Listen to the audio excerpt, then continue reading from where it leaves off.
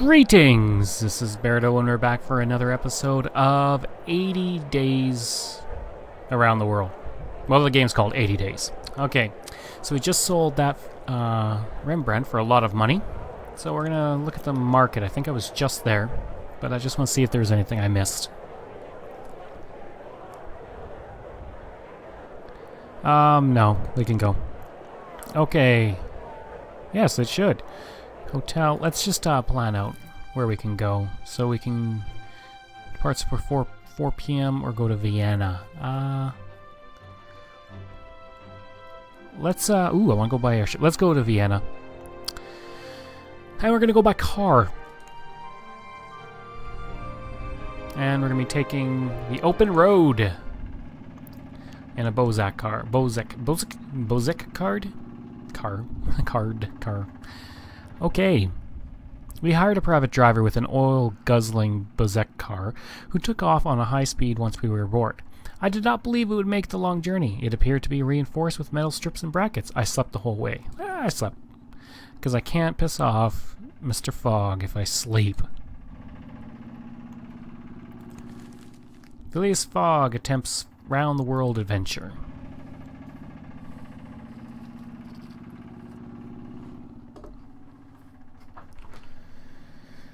By midday we had crested the mountains and our journey down was almost steam-free.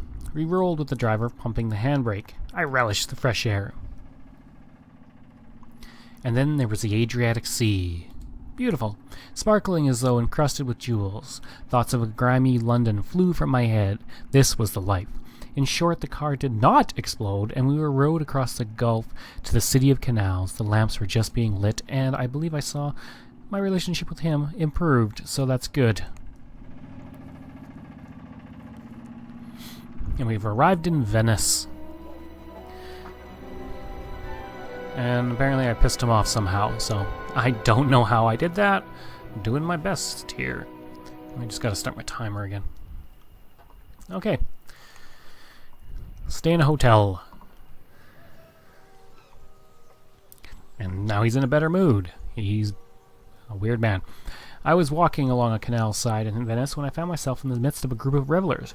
They wore a fabulous array of masks, some beak-nosed, others brightly feathered, and even some spun from fine glittering wire. I bowed in greeting, and it gave them such a surprise that one tripped, turned, and then tumbled into the canal. Her friends seemed drunkenly unconcerned and fell about in pealing laughter as the woman cursed and thrashed in the dark water. I dove to her rescue. Of course, I'm a gentleman. Reaching her in a few strokes, zat alors! The water was cold. She kicked and fought as I hauled her to the nearby flight of steps. Fiammata is the daughter of the canal, one of the friends put in. You should have left her in it, another drunken youth agreed. It's the only time she bathes. Fiammata coughed and choked as I hauled from the water. I looked her over, because I am a creeper. Her mask was gone and her fine clothes ruined, but her eyes gleamed. Who are you? She demanded, seeming to see me for the first time. Her friends made various kissing noises and suggested a variety of improbable roles for me. A clown, one said. No, another injected. An agent of the Pope. Yet another added, sotto voice, Fiammata's foreign lover, which caused them all to laugh as Fiammata cursed them with admirable thoroughness.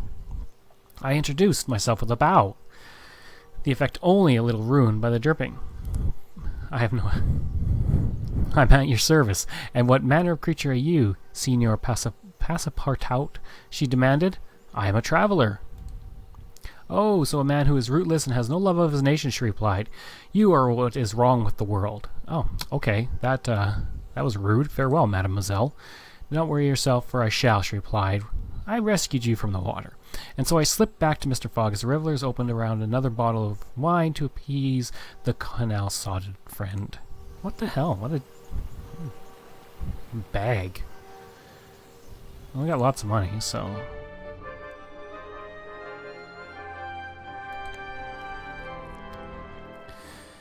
we're gonna make up for lost time. Oh, he'll really hate me if I go that way. Let's go to Rome. God, when will he not hate me? Oh, I can't go that way. I can go to Rome or back up here to Budapest. No. Alright, we'll go to Rome. Actually, you know what? We got lots of time. Let's explore. Ah! There we go. I was waiting my turn at the gondola rank near the Rialto Bridge when a gondolier from across the canal waved frantically to catch my attention. Monsieur, I will take you. I recognized that voice. Mon Dieu, it was a woman I had pulled from the canal the night before. I waved her over. Having tired of waiting in line, she made a sharp turn through the water, earning the ire of several other boatmen who had to swerve to avoid her. Fiammata! The booking agent who ran the rank shook his fist in her direction. Leave my customers alone. You deserve no customers, Zorzi, Fiammata shouted back, ignoring me entirely. Was it possible she did not remember me? Those creatures of yours are not gondoliers. They know nothing of the soul of Venice. I did not understand her meaning until I peered at one of the gondoliers, and so... was not interested either. So I stepped into her gondola. I like trouble, I told Zorzi with a shrug. Fiammata gave me a perfectly executed mocking curtsy as she pulled away no mean feat while also holding an oar and balancing on the prow of the low craft. Zorzi supported the Risorgimento, the Italian unification. Fiammata told me as she pushed us forward. Now he is a bootlicker of the squalla and dabbles in the infernal mechanics. But the guild are merely inventors. Why do you hate automata? You found the canal last night. Yeah, let's talk about that. Do you not remember? She flushed. I forget, and so should you. We are trying to save Italy from the squalla. I'm sorry if I mispronounced this. There is no time for such nonsense. Tell me about them. They were once the Venetian Artificers Guild, but broke with it and renamed themselves when they sided with the reunifiers against the Pope. Do continue. She took a deep breath. It is an open secret that the squalla run Italy in all but name. The king is their puppet. We are a kingdom run by artificers. It is terrible! I have no idea what she's talking about. The gondolier slid forward. I listened as Fiammata raged against her. I turned and looked at the scenery, and her words faded away, and she gave me the history of Venice. It was a pleasant enough way to spend the afternoon. Okay, let's go to the market. Geez, that's worth a fortune in Italia. And it's cheap. Let's do it.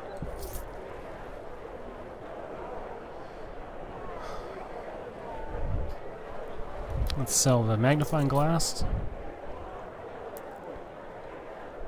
Let's buy this. And that'll do.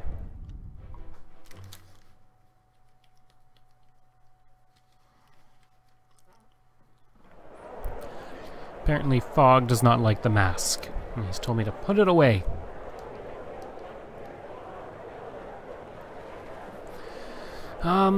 Let's depart.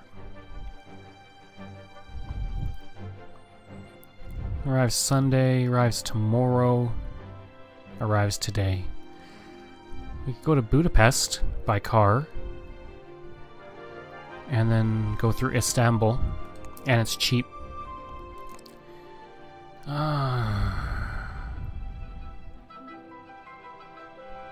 Alright, let's do it. The goods wagon. By good fortune, we happened upon a tradesman who was setting off for Budapest in the early evening with a cartload of supplies. We hopped cheerfully aboard.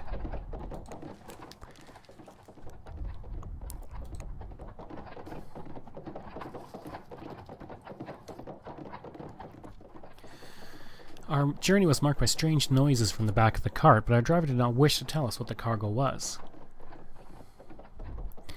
He was not interested in the cargo, so we let the man's secretive attentive pass and settled ourselves in the little cabin of the wagon. Sounds like a you problem.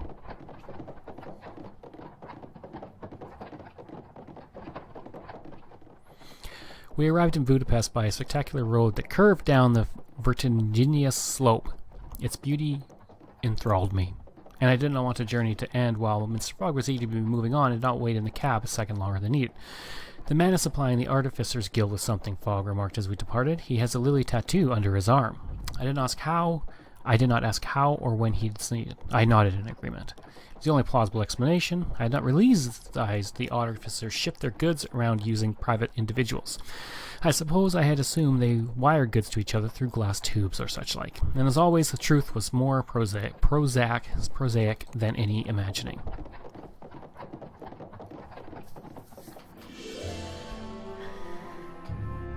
Okay, let's explore Budapest.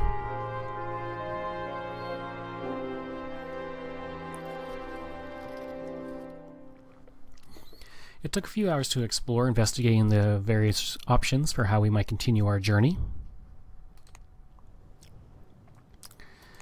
Let's plan.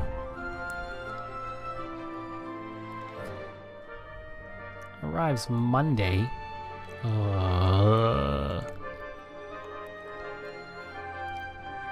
Let's negotiate.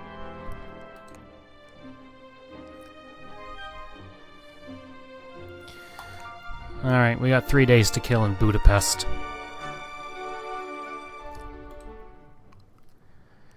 Let's go to the market.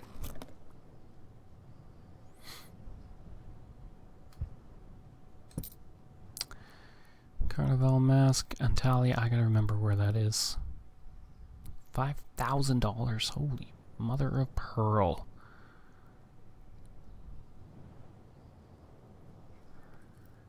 Kind of out of space.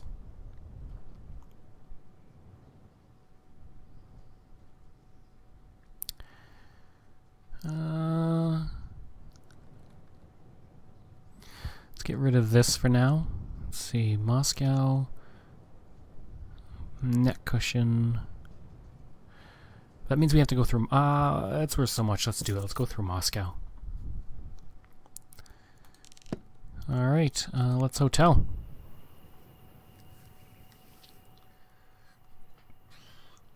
A dusty-jacketed Englishman at our hotel recommended a restaurant called Clemens to Monsieur Fogg. Checking my time, everybody. The Magyars make an excellent broth, he promised. Ominous words indeed. I had never really been one for the advice from a desk. One for broth. I don't think I'm going to insult the poor man.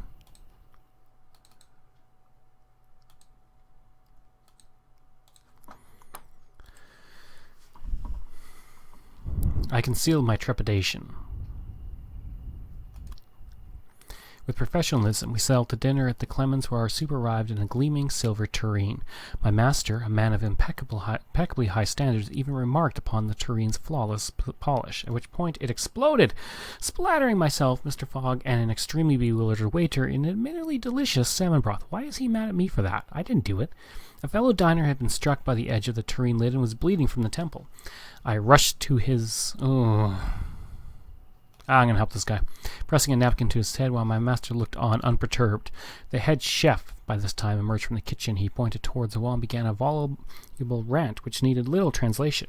The broth had splattered the ivory wall in the intricately curved shape of a lily, unmistakably the symbol of the Artificers' Guild. I examined the ruined tureen, where at the bottom was a tiny automaton, the size and shape of a scarab beetle. It was rather clogged with soup and a bit dented, but its metal legs were still clicking. Clearly, it was responsible for the symbolically exploding soup. I showed it to the waiter, whose face immediately darkened. The Artificers' Guild, he muttered. Kazaza. He had gone too far this time. I looked around at the chaos caused by a single bowl of exploding soup. I've never seen such a mess. Our waiter sighed. We will, of course, offer you reimbursement for your interrupted meal, he declared.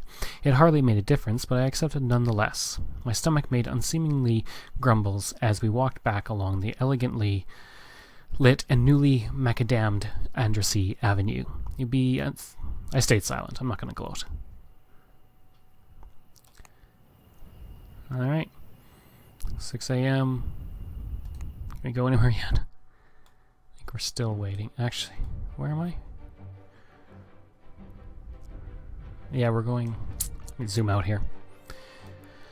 We're going from here to here. Moscow, somewhere around here, I think. Oh, it's way over here. Omsk. Where the hell is Moscow? Moscow, okay. Ah, I shouldn't have done this. Because now we're backtracking, essentially. Yeah.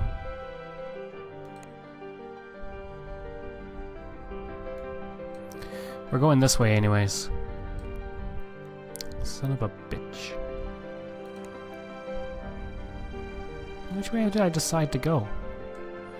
Or did I decide to go to Warsaw? I don't remember! Okay. Great job, Baird. We're still in Budapest. I'll stay in a hotel another night.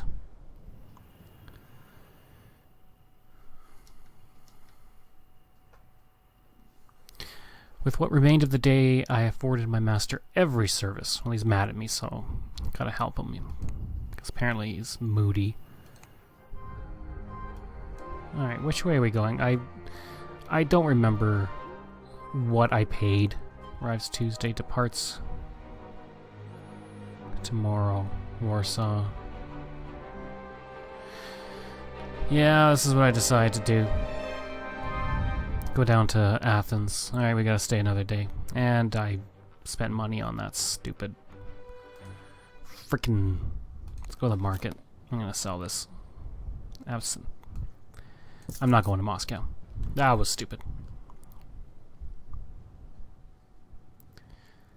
Oh, we might take an airship, so... Nah, never mind. We can sit on our hard asses. Okay, I guess we...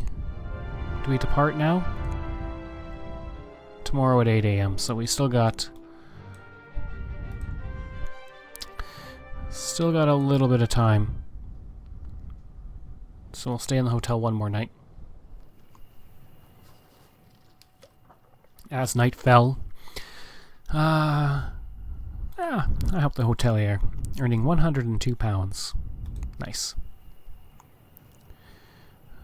Alright, let's depart. Embark.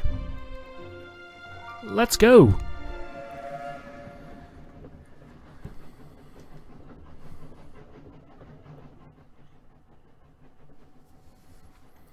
Today we turned south. The Orient Express Company ran a spur line from Budapest that swept down the length of Europe to Athens. It originally stopped midway at Belgrade, but since the city's almost total destruction, we had no reason to stop. And we just continued on our way, because he's all about getting there quickly. I'm quite dapper, apparently. I can't argue with that.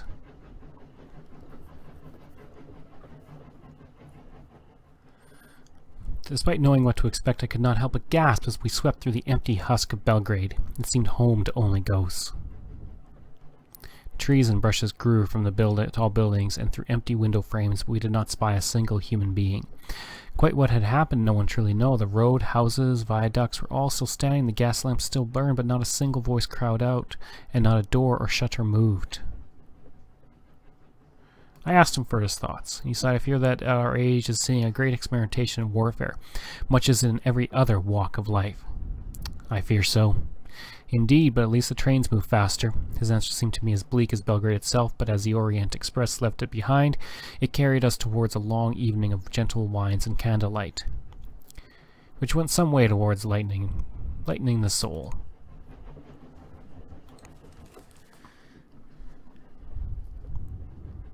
So the bomb in the soup was not aimed at Fogg.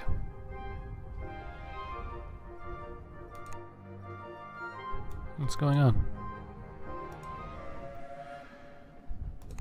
Oh, I must have just accidentally hit something.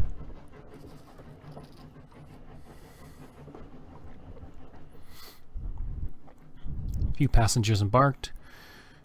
We stayed put. We're going to be going to Athens. The journey to Athens took the rest of the day. I think the gauge of the rails grew narrow as it negotiated the winding cliff sides of Greece. This country appeared to be entirely made of coastline. It is a wonder there are any buildings here at all. A more delightful spot I could not imagine. We were well catered for, of course, and arrived feeling more refreshed. Yay, I'm at 100% with Mr. Fogg. And we arrived in Athens. Okay, folks, well, we're going to stop it there. I hope you enjoyed the episode. If you did, click like. If you really enjoyed it, please click subscribe, and we'll be back again later for another episode of 80 Days.